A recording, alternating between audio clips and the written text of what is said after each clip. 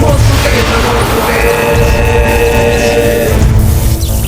हो भोलेनाथ भक्तों के हो कष्ट से निवारते, ये सृष्टि सारी संकटों से शिव ही है उबारते। ओम नमः शिवाय। प्रणाम पिताश्री। प्रणाम महादेव। महादेव यहाँ कहाँ से आ गए और इनके यहाँ आने से मेरे अंतकस्त्र का प्रभाव क्यों रुक गया?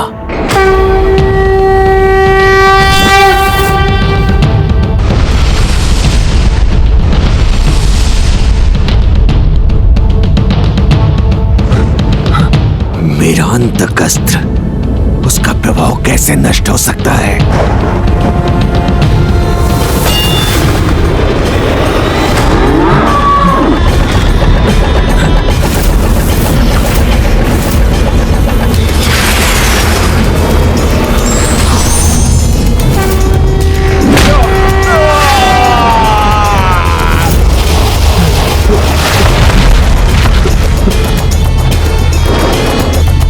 प्रणाम महादेव। प्रभु, इस अस्त्र से प्रभावित होकर हमने माता पर फांस साधने का दुस्साहस किया। हम क्षमा प्रार्थी हैं।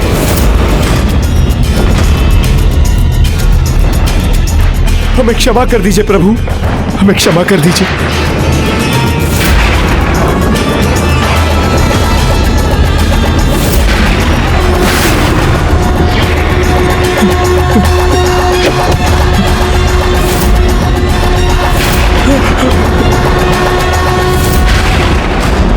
माता, आप तो करुणा और दया की देवी हैं।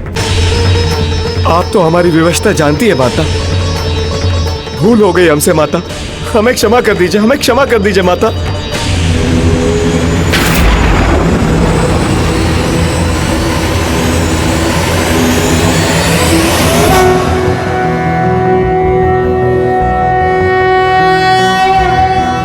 अरुणां करुणां तरंगिणीं ताक्षीं कृतपाशां कुशपुष्पबाणचापां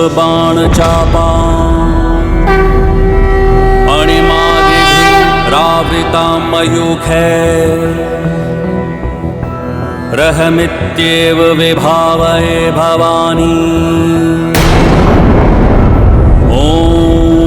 श्रीमाता श्रीमहाराज्ञी श्रीमत् सिंहासनेश्वरी चिदग्निकुंड संभूता देवकार्य समुद्यता।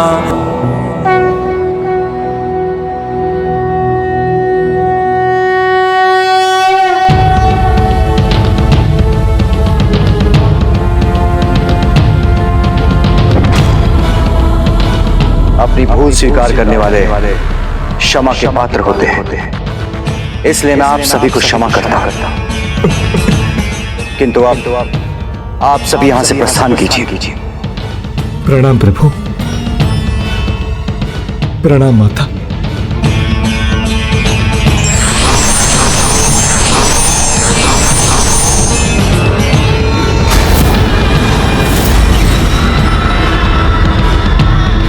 धर्म की छांव का लाभ उठाकर तूने अधर्म का पौधा रोपा। इससे घृणित कुछ भी नहीं, यहां तक कि अपने सृजन को विवश किया, जिससे तुम्हारी रक्षा हेतु मैं तुम्हारे साथ रह सकूं। किंतु हे मूर्ख ज्ञानी, मेरे रोम रोम से लेके सृष्टि के कण कण में उन्हीं का वास है। संपूर्ण शक्ति के स्रोत के विरुद्ध ऐसी कौन सी शक्ति का प्रयोग करोगे तुम? तुम्हारे पापों का दंड मैं तुम्हें अभी भी दे सकता हूं,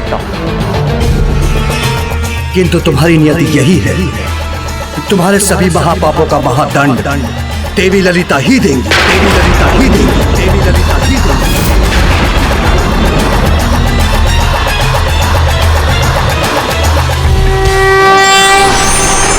मेरे शत्रु देवी पराशक्ति के प्रति आपके स्नेह ने ही, आपके कुपित होने पर ही आपको मुझे दंडित करने से रोक दिया। किंतु मैं भंडासुर स्नेह, प्रेम इन सभी भावनाओं पर विजय प्राप्त कर चुका हूं।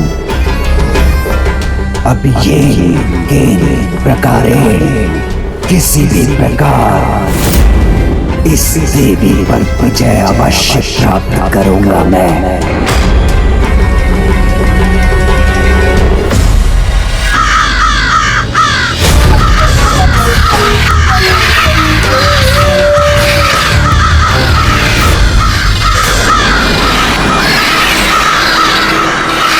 देवी, मेरे अंतकस्त्र के अंत का बहुत भयानक परिणाम भुगतना पड़ेगा तुम्हें। अपने मंत्रों से तुमने मेरे अस्त्र को नष्ट किया है ना, तो तब क्या करोगी जब कोई मंत्र ही नहीं रहेगा? ईश्वर के ही समान सनातन मंत्र तो देवी शक्तियों के प्रतीक हैं। ईश्वर जब स्वयं प्रकट नहीं होते तो उनके स्थान पर मंत्र ही होते हैं। जैसे मैं सृष्टि के कण कण में हूं और सदा रहूंगी, उसी प्रकार सभी मंत्र और उनकी ध्वनि मेरे और सभी दैवी शक्तियों के प्रतीक रहेंगे। उन्हें मिटाना असंभव होगा। असंभव को संभव बनाने के लिए ही तो मेरा जन्म हुआ है।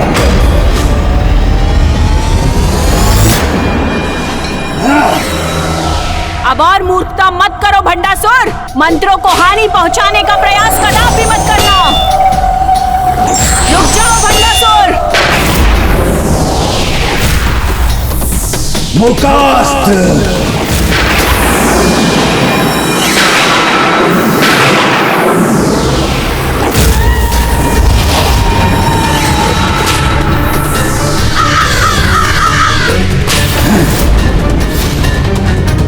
मूकास्त्र समस्त संसार को मूक बना देगा।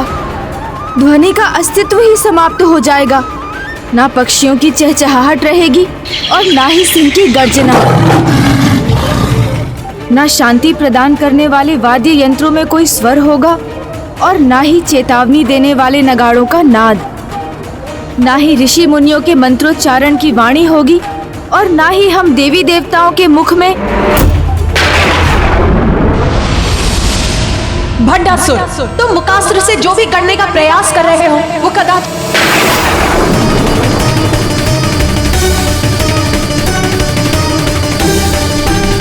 ये दुष्ट भंडासुर ने कैसा अनर्थ कर दिया।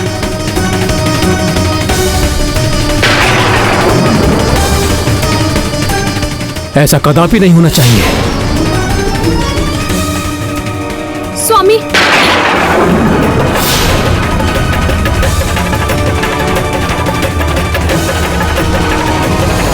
ध्वनि की ऊर्जा तो सृष्टि के लिए अनिवार्य है और इस ध्वनि ऊर्जा का स्रोत तो आधारभूत शब्द ओम। आधारभूत शब्द ओम सृष्टि को संतुलित करता है। यदि ओम का नाद शांत हुआ तो सृष्टि में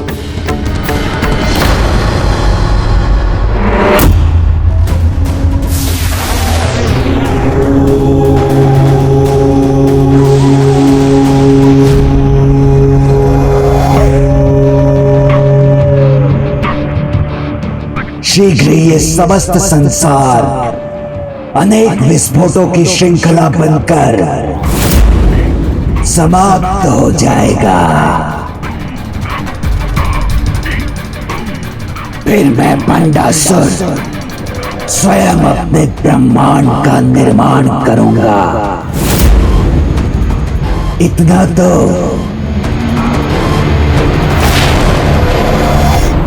आधारभूत मूल शब्द ओम के साथ सभी ध्वनि को शांत कर इस दुष्ट ने समस्त ब्रह्मांडों को संकट में डाल दिया है। क्योंकि सृष्टि के असंतुलित होने से ग्रह, नक्षत्र और यहाँ तक कि ब्रह्मांड भी अपने निर्धारित पथ से भटक जाएंगे, आपस में टकरा जाएंगे। हमें शीघ्र इस संकट का कोई समाधान ढूंढना होगा। संसार में ध्वनि को लौटाने का क्या उपाय है? ऐसा कौन है जो अन्य स्वर के साथ मूल स्वर ओम को गुंजायमान कर सकता है।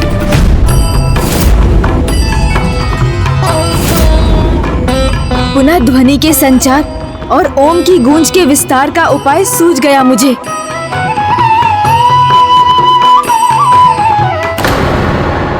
किंतु माता ने तो मुझे यही अपने श्री रथ पर रहने का आदेश दिया था। फिर उन तक जाए बिना मैं उनकी सहायता कैसे करूं?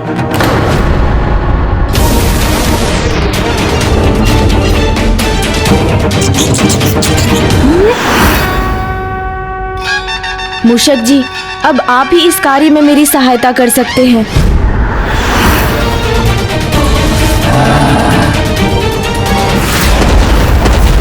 सर्वत्र होते ये विस्फोट मुझे अपार आनंद दे रहे हैं।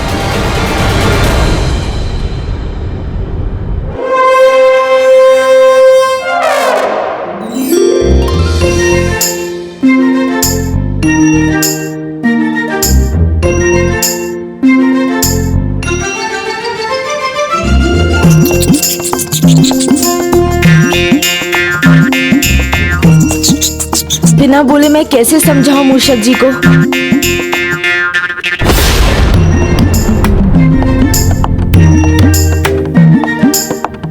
आप क्या चाहते हैं प्रभु? मुझे कुछ समझ नहीं आ रहा।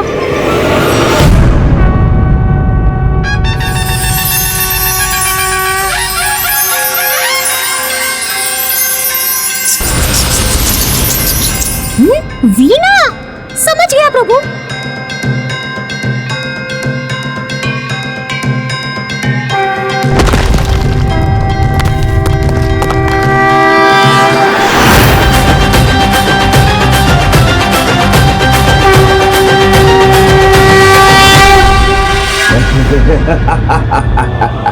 इस महासंकट को दूर करने, इस देवी की सहायता करने आया भी तो कौन? ये तुच्छ मूषक।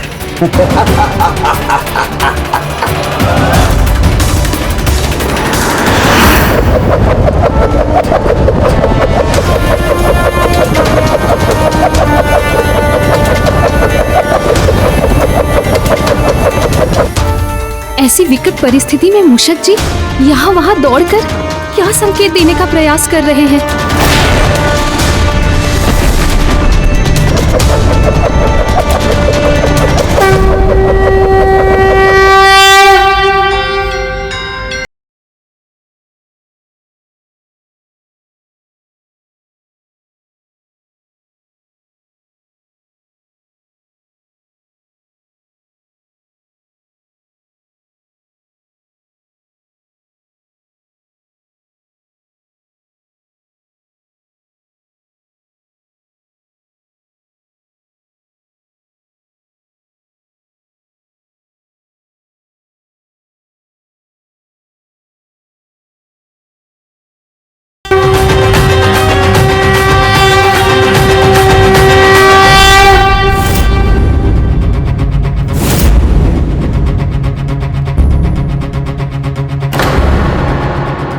अब ये क्या विचार कर रहे हैं? मेरे इस अस्त्र का भला क्या संभव तोड़ हो सकता है?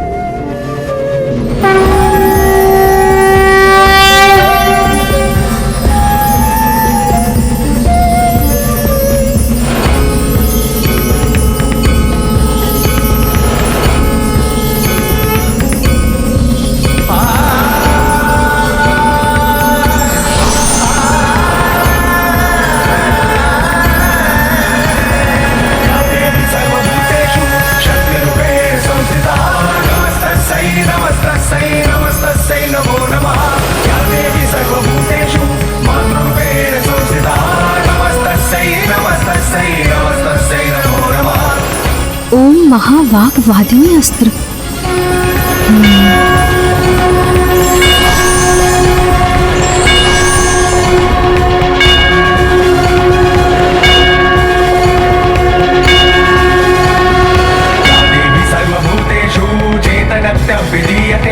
नमस्तस्यै नमस्तस्यै नमस्तस्यै नमो नमः।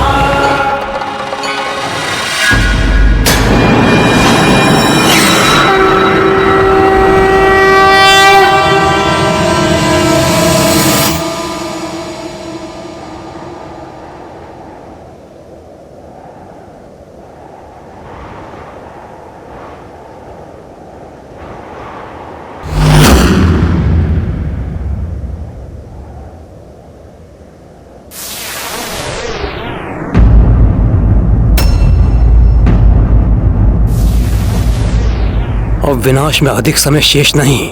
माता की कृपा से अब इस समस्या का समाधान शीघ्र होना चाहिए। जब संसार से ये समस्त ध्वनि लुप्त हो चुकी है तो ये देवी वीणा बजाकर क्या सिद्ध करना चाहती है?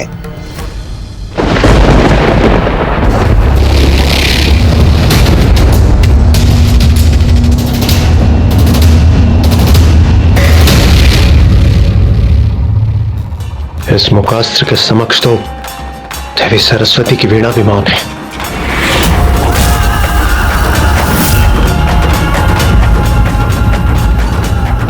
देवी, तुम्हारी वीणा सृजन कर सकती है, विनाश को रोक नहीं सकती।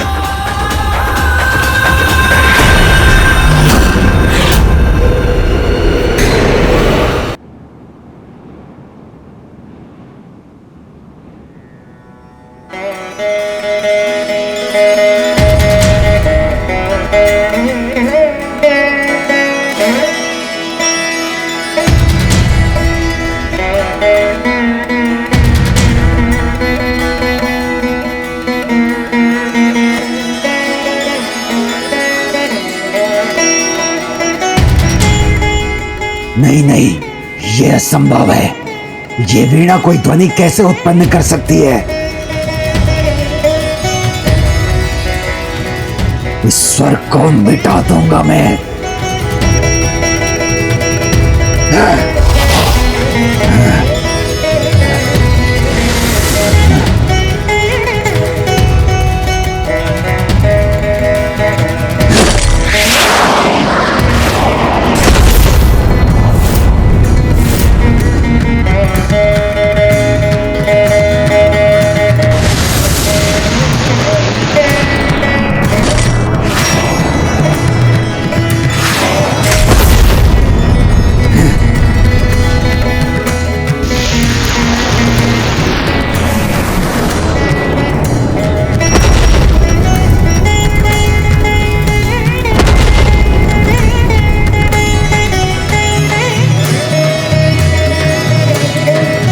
सबको अपने बाणों से ही नष्ट कर दूंगा मैं।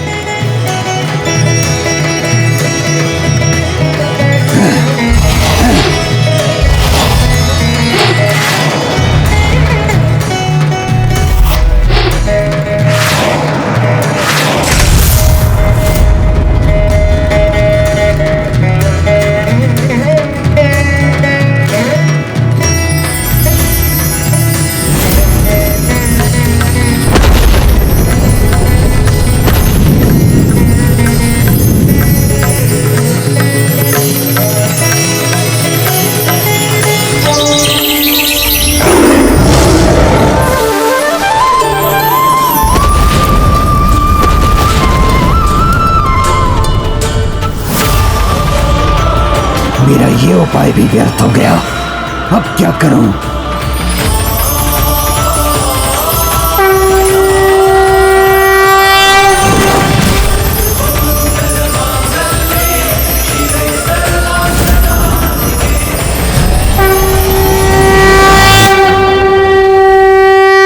अब तो तुम्हें समझ आ ही गया होगा भंडासुर कि ईश्वर के प्रतीक इन मंत्रों का उच्चारण यदि कठिन हो जाए तो उनको लिखा अवश्य जा सकता है, क्योंकि जितनी शक्ति इनके स्वर में होती है उतनी ही शक्ति इनकी लिखावट में भी होती है। किंतु अब तुम्हारे मन में ये प्रश्न अवश्य होगा कि तुम्हारे मुकास्त्र को असफल करने का उपाय सूझा किसे? स्वयं तुम्हारे जन्मदाता श्री विघ्नहर्ता गणेश को। मेरे विघ्नहर्ता बार बार मेरे विघ्नकर्ता क्यों बन जाते हैं? हे प्रभु, ये आपका कैसा अन्याय है? मैंने सदैव आपकी पूजा की, आपकी अर्चना की, और उसका ये परिणाम दे रहे हैं आप? बार बार मुझे असफल कर आप अपने भक्त की भक्ति का अपमान क्यों कर रहे हैं? भक्ति तुम क्या जानो भंडासुर, परमात्मा के प्रति परम प्रेम ही भक्ति है। उस प्रेम से जुड़ी श्रद्धा भक्ति है। जो तुमने किया वो भक्ति नहीं, स्वार्थ था। और अपने जन्मदाता के प्रति तुम्हारा आचरण सर्वथा अनुचित था। मेरा आचरण उचित हो या अनुचित, इसका मेरे ऊपर कोई प्रभाव नहीं पड़ता। मैं वही करूंगा जो मैं करता आया हूं। और हाँ, ये भी सुन लो सभी कि गणेश मेरे जन्मदाता नहीं, अपितु स्वयं मैं ही अपना जन्मदाता हूं। मैं ही अपना जन्मदाता हूं। मैं ही अपना जन्मदाता हूं। जिस गणेश जी को आप लोग बहुत ही बुद्धिमान और चतुर कहते हो, वो तो बहुत ही सरल है और इसी का लाभ उठाया मैंने और विवश किया कि मेरे आकार को साकार करें। इसीलिए मैं ही स्वयं हूँ, मैं ही ईश्वर हूँ, मैं ही स्वयं हूँ, मैं ही ईश्वर हूँ।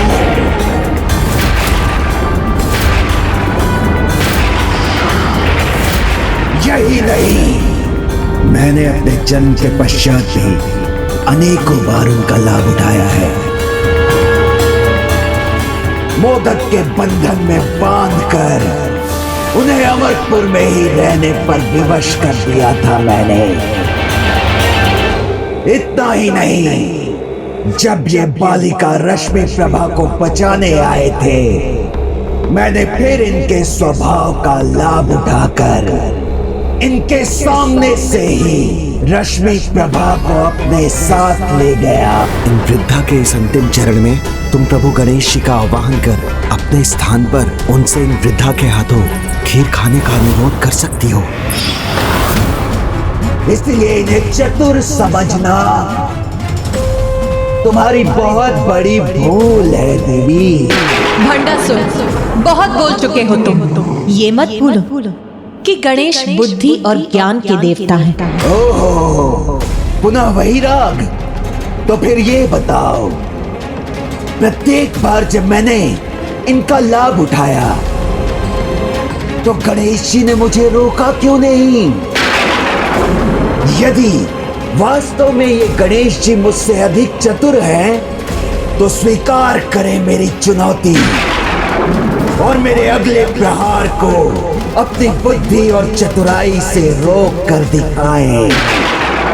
कदाचित तुम्हें पराजित होने की अत्यंत शीघ्रता है, इसीलिए गणेश का हस्तक्षेप चाहते हो ना तुम? उचित है, तुम्हारी ये चुनौती स्वीकार है मुझे। तो भंडासुर, अब तुम अपनी संपूर्ण बुद्धि और चतुराई से अपने अस्त्रों का चुनाव करो। मैं तुम्हें वचन देती हूँ कि जब तक तुम्हारे अस्त्र और उसकी शक्ति के तत्व को समझकर स्वयं विघ्नहर्ता गणेश मुझे उसका तोड़ नहीं सुझाते, मैं तुम पर अपने किसी भी अस्त्र का प्रहार नहीं करूंगा। अब ये युद्ध मात्र गणेश की बुद्धि से ही लड़ा जाएगा। गणेश की विफलता मेरी विफलता होगी।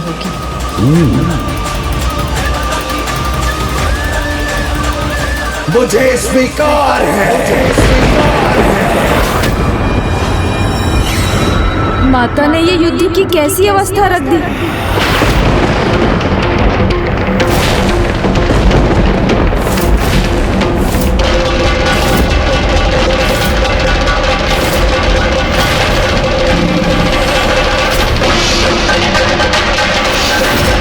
सामर्थ्य और बुद्धि का प्रयोग कल्याण के लिए किया जाता है, ना कि विनाश के लिए। भंडासुर, उनकी परीक्षा केवल उन्हें बढ़ चढ़कर बताने से नहीं, अभी तो अवसर आने पर उसके उचित प्रयोग से होती और उसका ज्ञान तुम्हें अभी इसी युद्ध में हो जाएगा। ज्ञात हो जाएगा तुम कि तुम क्या, मैं क्या, और ज्ञात हो जाएगा कि कौन और क्या है प्रथम पूज्य गणेश। और ज्ञात हो जाएगा कि कौन और क्या है प्रथम पूज्य गणेश।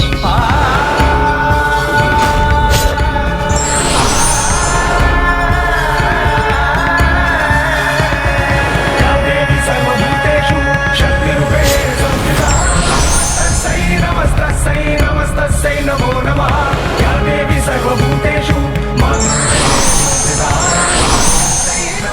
माता ने मुझ पर संपूर्ण सृष्टि की रक्षा का उत्तरदायित्व सौंप दिया।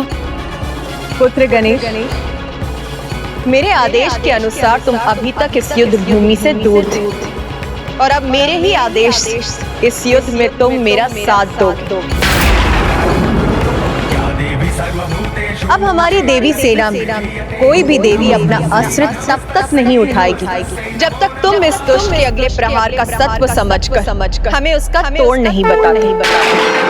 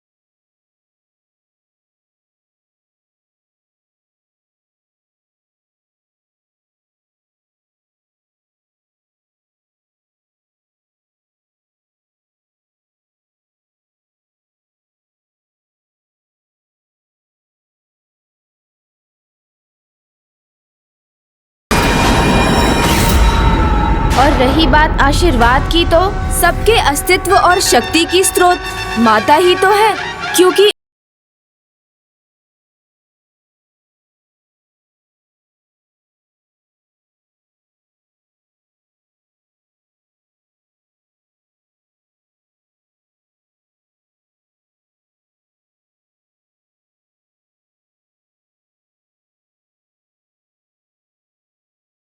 में डूबकर भंडासुर ये भी भूल गए कि जहाँ मंगल मूर्ति गणेश वहीं मंगल शुभता है और ये दिव्य प्रकाश उनके आगमन से देवी सेना में उसी शुभता के विस्तार का प्रतीक है।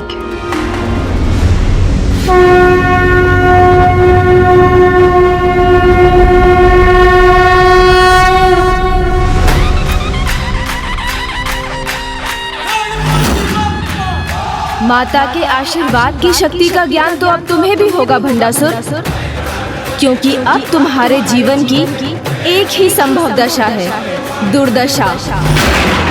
तुम अब अपनी अंतिम पराजय के अत्यंत निकट पहुंच चुके हो। अपनी अंतिम पराजय के अत्यंत निकट पहुंच चुके हो। पराजय के अत्यंत निकट पहुंच चुके हो।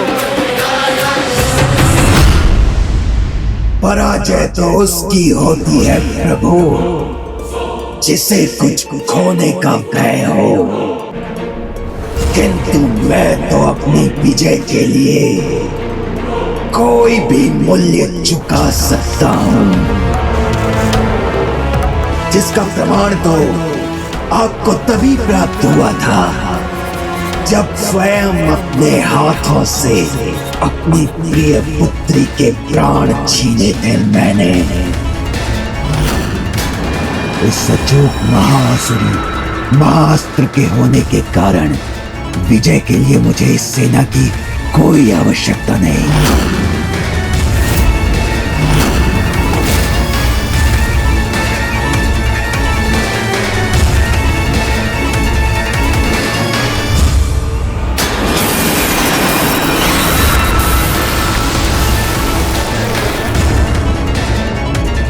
और स्नेह रूपी अपनी दुर्बलता को पराजित कर अपनी जय का वो क्रम आरंभ किया जिसका अंत मेरे सामने खड़ी इस नारी की पराजय से ही होगा।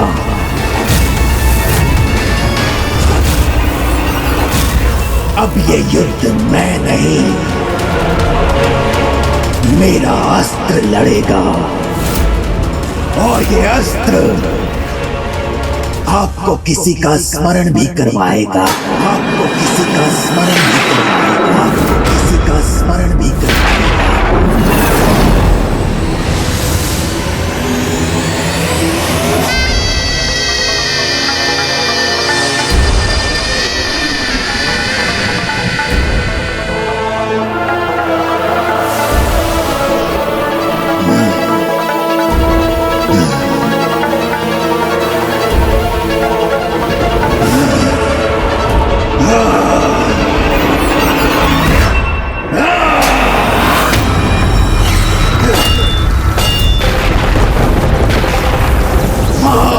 क्रियान्वित हो।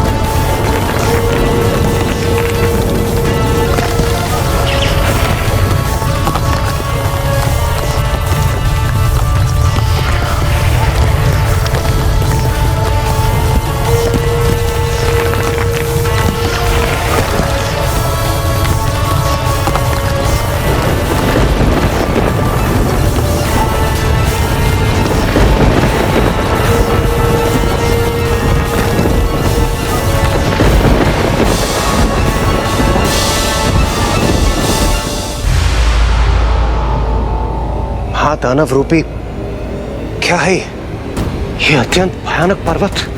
भंडासुर इस अंतकारी पर्वत का कैसा भयानक प्रयोग करेगा?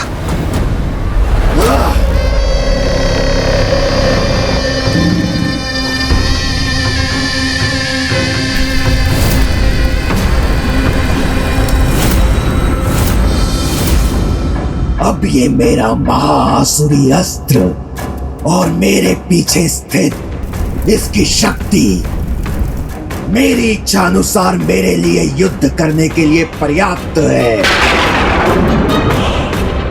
महाआसुरी महास्त्र प्राप्त कर अपार आसुरी शक्ति का स्वामी बन गया है महासुर भंडासुर। मैं आप सबको पुनः एक अवसर दे रहा हूं, तो विलंब किस बात का? प्रमाणित कीजिए कि आप सबका कोई अस्तित्व है। विजय प्राप्ति के बाद मेरे साथ इस सृष्टि पर अनंत काल तक राज करने का अवसर प्राप्त कीजिए। हाँ हम तैयार हैं, हम तैयार हैं, हाँ हम तैयार हैं, हम तैयार हैं, तैयार हैं, तैयार हैं। देवी, अब मेरा अगला और भयंकर प्रहार सहने के लिए तैयार हो जाओ। तैयार हो जाइए असुर सम्राट महिषासुर। प्रथम आक्रमण आपको ही करना होगा। एक नारी ने ही आपका अपमान कर आपका वध किया था ना?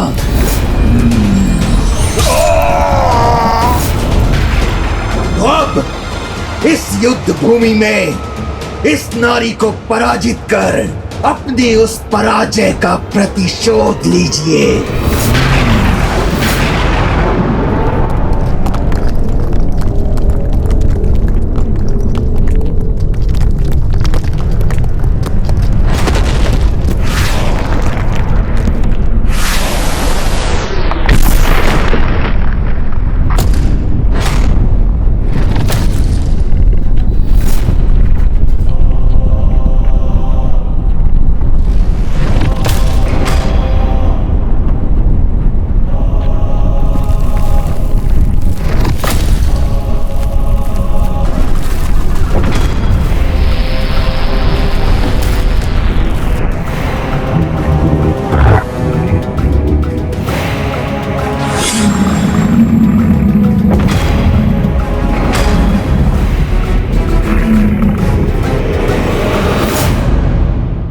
भंडासुर के सभी असुर महायोद्धाओं का तो अंत हो चुका है, तो फिर ये कौन है?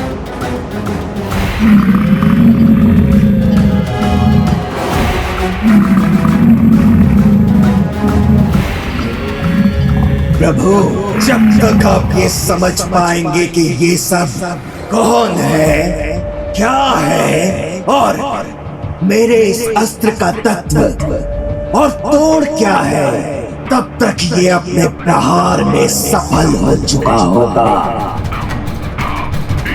और वैसे भी आप पर तो मेरे अस्त्र का दूसरा ही प्रभाव होगा।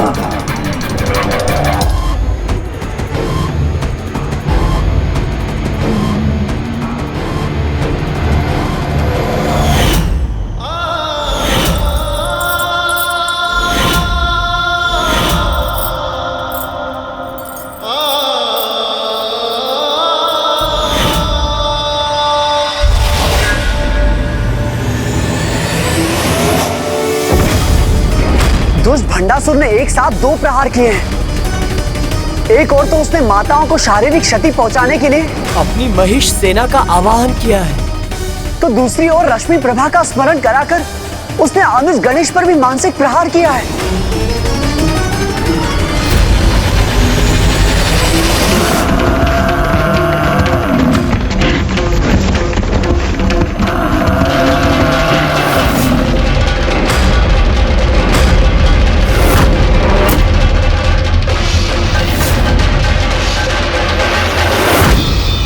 भंडासुर जो भी किसी को प्रिय होता है उसकी स्मृति दुर्बलता नहीं अपितु प्रेरणा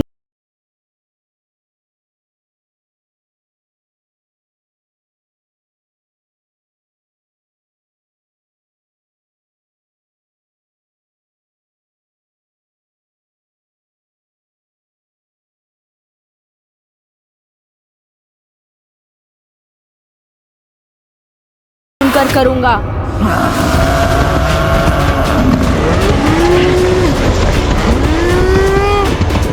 कौन हो सकते हैं ये महेश?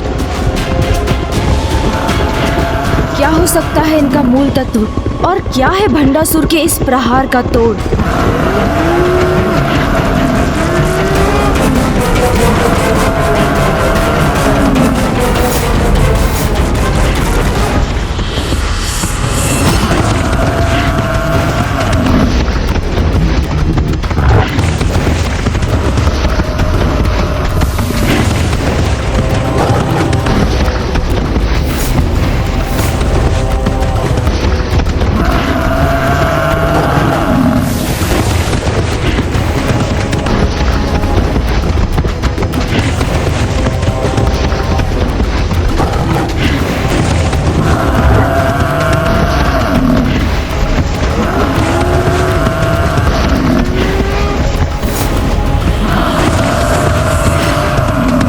मुझे कुछ सोच क्यों नहीं रहा है? कहीं मुझे विलंब ना हो जाए।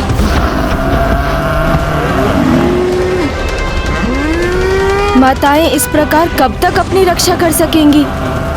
मैं अब तनिक भी विलंब नहीं कर सकता। किंतु ये अस्त्र क्या है? इसका तोड़ क्या है? कुछ समझ नहीं पा रहा हूँ मैं।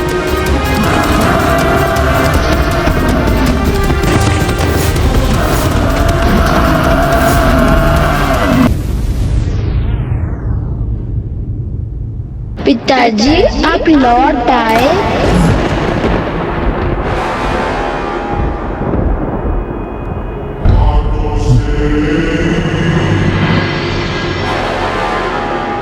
कौन है? कौन है वहां?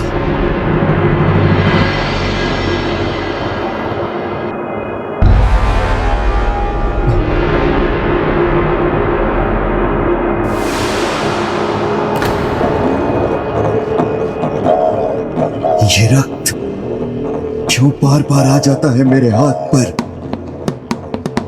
कैसे मुक्त होऊंगा मैं? असुरराज, आप बहुत थक गए होंगे, भूख प्यास भी बहुत लगी होगी। ये लीजिए, जल ग्रहण कीजिए। तो मुझे जल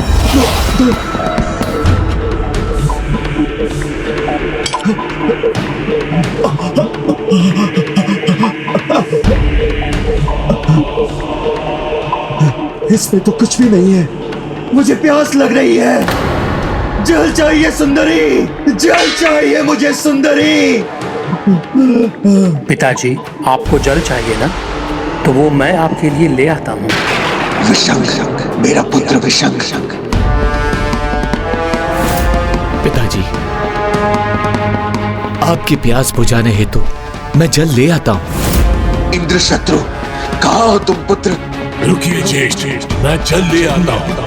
आज हमने आपके सभी ब्रह्मांडों में लाकर हम जल्दी ले आएंगे। सभी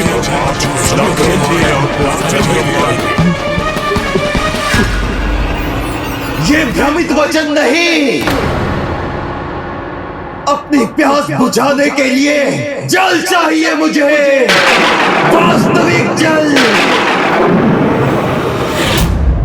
रश्मि प्रभा की स्मृति जगाकर गणेश को संकट में डालने का प्रयास करने वाला भंडासुर अब स्वयं अपनी स्मृतियों के जाल में उलझ गया है।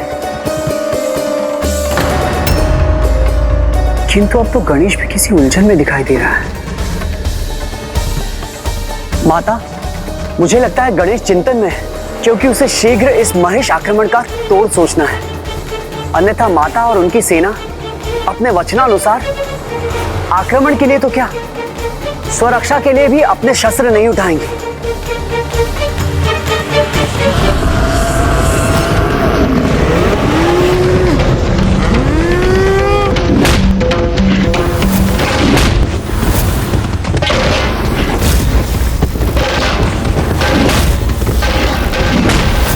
माताएं इस प्रकार कब तक अपनी रक्षा कर सकेंगी?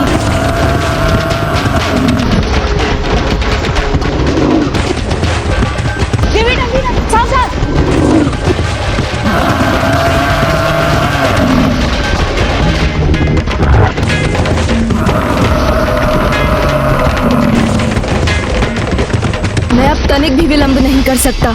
किंतु ये अस्त्र क्या है? इसका तोड़ क्या है? कुछ समझ नहीं पा रहा हूं मैं।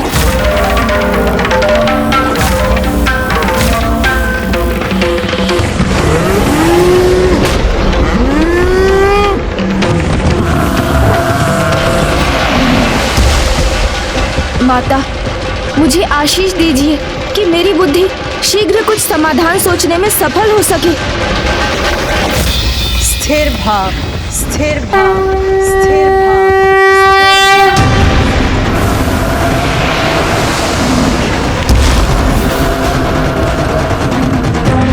जिस प्रकार सागर की गहराई में उतरकर रत्न प्राप्त होते हैं, उसी प्रकार किसी भी समस्या का हल ढूंढने के लिए स्थिर रहकर बुद्धि की गहराई में उतरना आवश्यक है। इसीलिए माता ने पुत्र गणेश को स्थिर रहने का आशीर्वाद दिया है।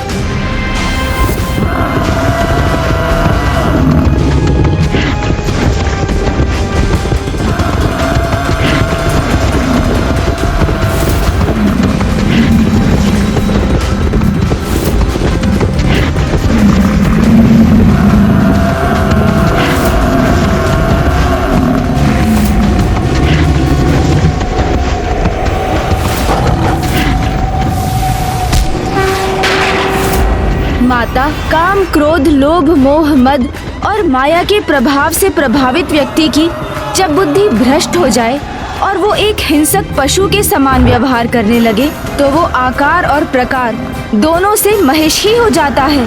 इसलिए ये क्रूर पशु और कोई नहीं, महिषासुर ही है, महिषासुर ही है।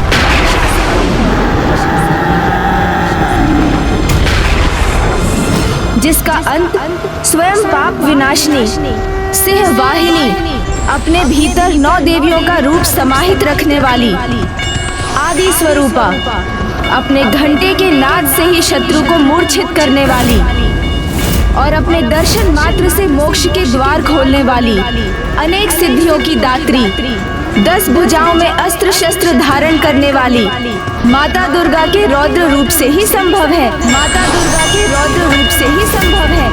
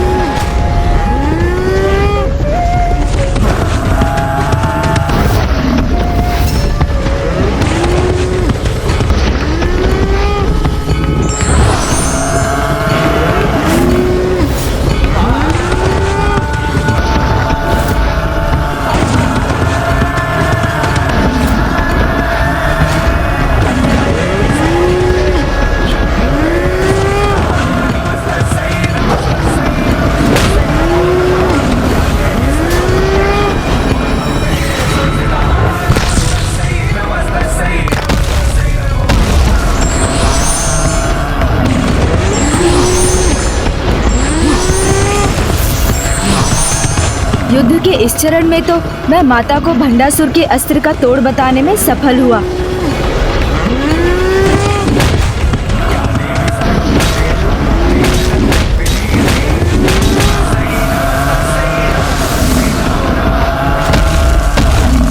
मेरा ये महेश आक्रमण व्यर्थ कैसे हो सकता है?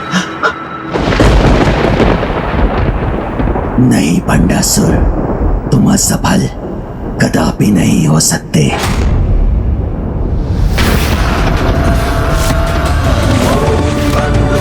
क्षणनिभं रुचिराक्षमाला पाषाण कुशोच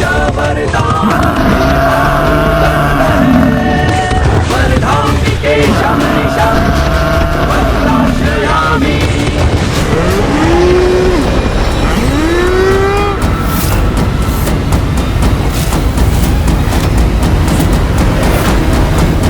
ये महिषासुर जितनी बार भी धराशायी होंगे, उतनी ही बार दुगनी शक्ति से पुनः उठ खड़े होंगे।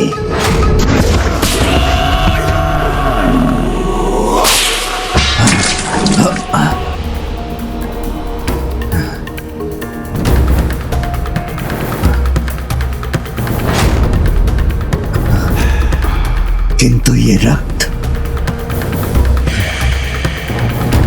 किसने गिराया? कौन है जो मुझे प्रताड़ित करने का प्रयास कर रहा है? पिताजी इधर देखिए, मेरी ओर, मैं यहाँ हूँ।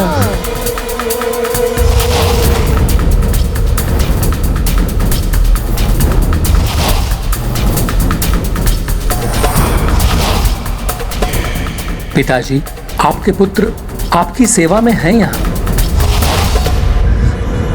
नहीं, मिटा दूंगा मैं इस रक्त को और इन सभी मिथ्या स्वरों को।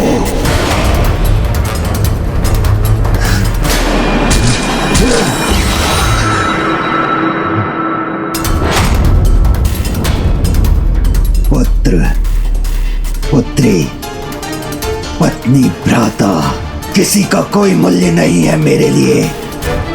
मुझे तो बस अपनी विजय चाहिए, जिसे कोई टाल नहीं सकता,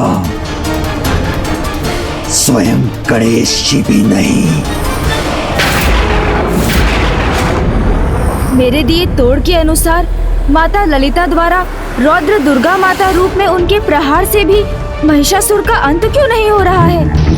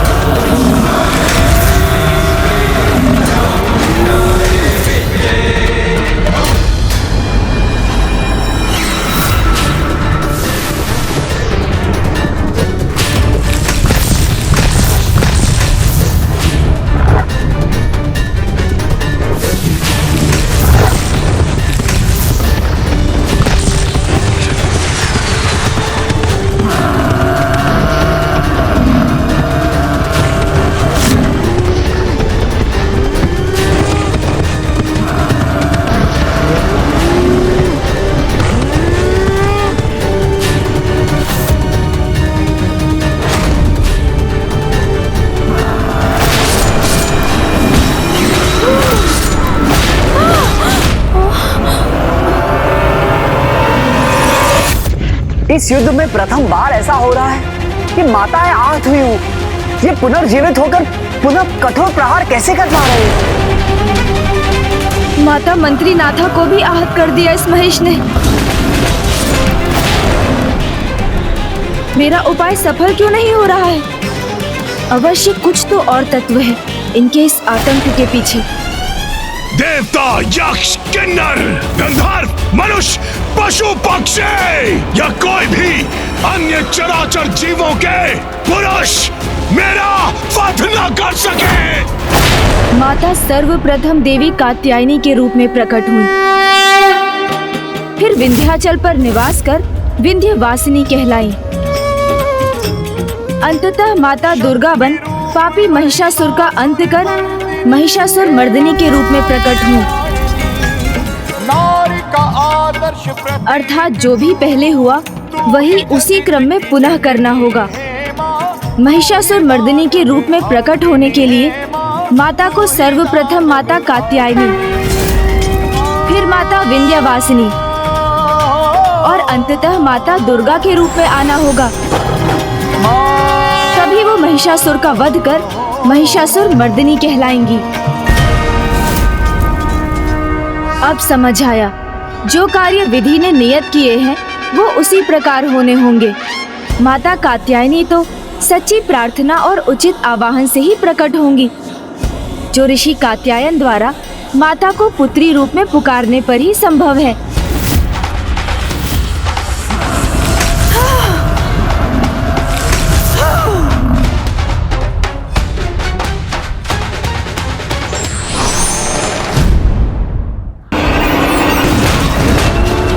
ये गणेश अचानक शुद्ध भूमि से कहाँ चला गया?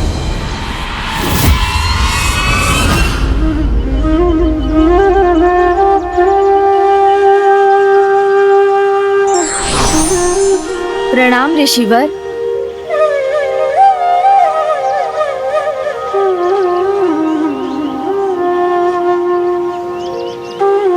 प्रणाम गौरी नंदन गणेश, आप यहाँ?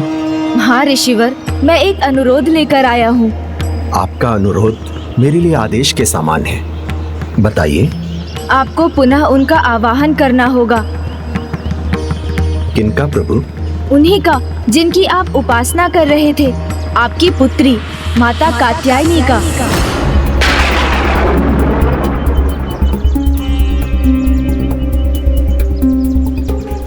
नहीं प्रभु, आप मुझे क्षमा करें। मैं आपके एक आदेश पर अपने प्राण त्याग सकता हूं, परंतु उन्हें फिर से अपनी पुत्री के रूप में नहीं प्रभु, ये मुझे स्वीकार नहीं। आपको तो सब ज्ञात है गजानन, उन्हें कितनी परीक्षाओं का सामना करना पड़ा था, कैलाश का त्याग करना पड़ा था, यहां तक कि अपने पति और अपनी संतान का वियोग भी सहना पड़ा था। मेरी पुत्री बनने के बाद भी उनके कष्ट दूर नहीं हुए थे। उनको अपने पति का साथ नहीं, आदेश मिला था महिषासुर के वध का, और अपने पति और संतान की पुनः प्राप्ति के लिए उन्हें कितना कठोर तप करना पड़ा था। यहां तक कि स्वयं महादेव ने भी अपनी जटाओं में वास करने वाली गंगा में बहने के लिए उन्हें विवश कर दिया था। नहीं, कदापि नहीं। ये ऋषि आपके एक आदेश पर अपने प्राण त्याग सकता है, किंतु ये पिता अपनी पुत्री को उस अपार कष्ट में कदापि नहीं देख सकता। क्षमा करें मुझे प्रभु। ऋषिवर, ये सृष्टि के लिए अत्यंत महत्वपूर्ण है। प्रभु, आपका आगमन ही इस कार्य की महत्वता को दिखाता है, लेकिन अपनी पुत्री के सुख के आगे सब महत्वहीन है, इसलिए मुझे आप क्षमा करें। किंतु ऋषि कात्यायन के आवाहन के बिना माता कात्यायनी प्रकट नहीं होंगी, और ऐसा हुआ तो सभी का संकट बनने वाले इस महिषासुर का वध असंभव हो जाएगा।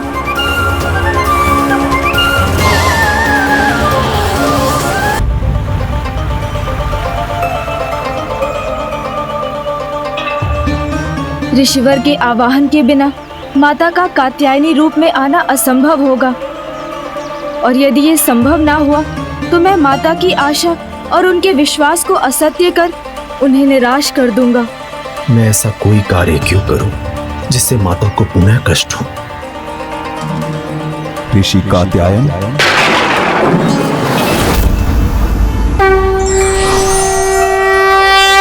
प्रभु गणेश जी,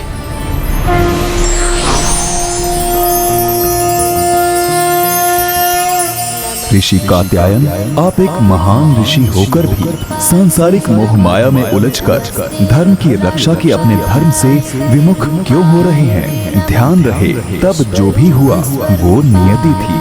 जिनके कष्ट के विचार में आप उलझे हैं उन्हीं की लीला थी। जिनकी इच्छा से ही संसार में कुछ भी होता है। मत भूलिए, आपकी पुत्री जगत जननी है तो उसी रूप में गणेश की माता भी थी। माता और पुत्र का संबंध तो पिता और पुत्री के संबंध से भी अधिक विशेष होता है। ये जानते हुए भी आप अपनी पुत्री के ही पुत्र गणेश को मना क्यों कर रहे हैं, जो एक अत्यंत महत्वपूर्ण कारण से ही आपके पास आए हैं?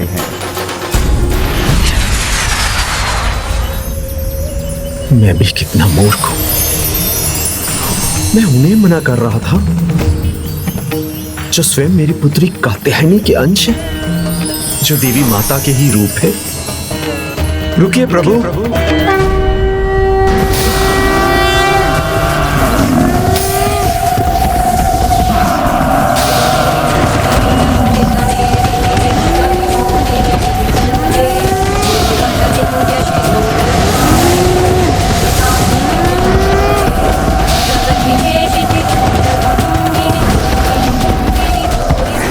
हे मां, आप तो दयालु हैं। आप अपने भक्तों को कभी निराश नहीं करती हैं। उन पे सदा आपकी कृपा बनी रहती है। आज संसार में फिर से विपदा के इन क्षणों में ये भक्त आपको पुकार रहा है मां। अपने इस भक्त पर कृपा कीजिए मां, विलंब से ही सही मां, किंतु मुझे अपने भूल का आभास हो गया। मैं गजानन के अनुरोध को भी समझ नहीं सका, इसलिए मुझे क्षमा करें मां। और एक बार पुनः अपनी ममता से मेरी झोली भर दो मां। एक बार पुनः मेरी पुत्री कात्यायनी के रूप में प्रकट हो जाइए मां।